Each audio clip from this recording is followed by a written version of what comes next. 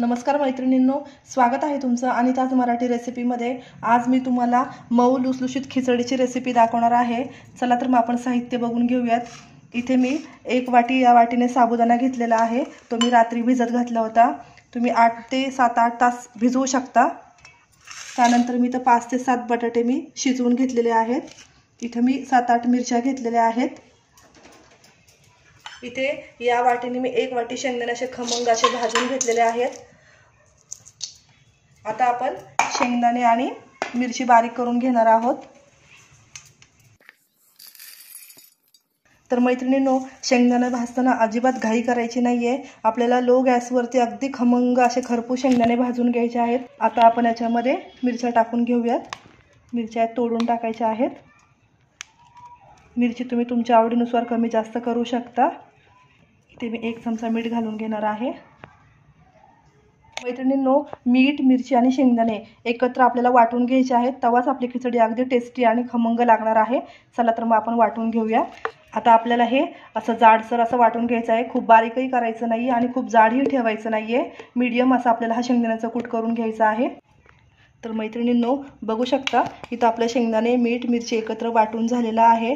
कधीही आपल्याला खिचडी बनवताना मैत्रिणींनो, मीठ अगोदरच याच्यामध्ये टाकून वाटून घ्यायचं आहे। मीठ खिचडी वरतून टाकायचं नाहीये, अशी खूप छान चव लागते। आता इथं आपण बटाटे घेतलेले आहेत, ते मी त्याच्या फोडी करून घेते। मैत्रिणींनो, इथं आपले बटाटेही कापून झालेले आहेत। आता इथं मी गॅस ऑन करून कढई तापायला ठेवलेली आहे।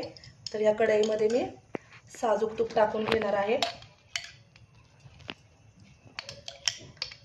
मी छोटे 3 चमचे साजूक तूप टाकलेला आहे।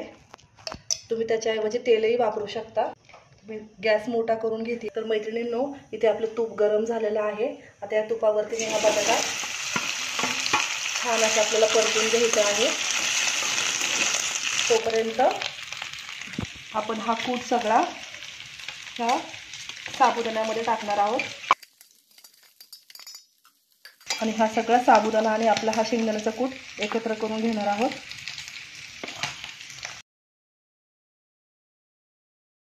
तर आपला कूट आणि साबुदाणा एकत्र केलेला आहे। आता आपल्याला हे बटाट्यावरती टाकून घ्यायचं आहे। बटाटा आपल्याला अगदी कडक असं करायचं नाहीये, खरपूस असा मऊच राहिला पाहिजे। आपल्या खिचडीमध्ये बटाटा असा मऊच छान लागतो। तर आता मी हा साबुदाणा याच्यामध्ये टाकून घेते। आता आपल्याला मीडियम गॅसवरती ही खिचडी छान अशी परतून घ्यायची आहे। तर मैत्रिणींनो, इथं मला ही खिचडी परतून घेण्यासाठी 7 ते 8 मिनिटं लागलेली आहेत। तुम्ही खिचडी परतताना अजिबात घाई करू नका मैत्रिणींनो। छान अशी मऊ लुसलुशीत खिचडी होईपर्यंत आपल्याला छान असं परतून घ्यायचं आहे। साबुदाणा अगदी असं लुसलुशीत झालं पाहिजे। बघू शकता मैत्रिणींनो तुम्ही, किती छान असा आपला साबुदाणा फुगलेला आहे, अगदी मऊ झालेला आहे। थोडासा खिचडीला असं लालसरपणा येईपर्यंत, छान अशी ब्राऊन होईपर्यंत आपल्याला साबुदाणा असा परतून घ्यायचा आहे। तर मैत्रिणींनो, आपली खिचडी इथे तयार आहे आणि मी प्लेटमध्ये सर्व पण केलेली आहे। तर इथं मी दही आणि लिंबू सोबत मी सर्व केलेली आहे।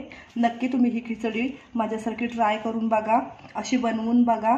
खूप छान अशी ही खिचडी होते आणि टेस्टीही लागते। तर नक्की तुम्ही अशी हिरवी मिरची वगैरे मीठ वाटून खिचडी करून बघा। अगदी मऊ लुसलुशीत आपली खिचडी झालेली आहे।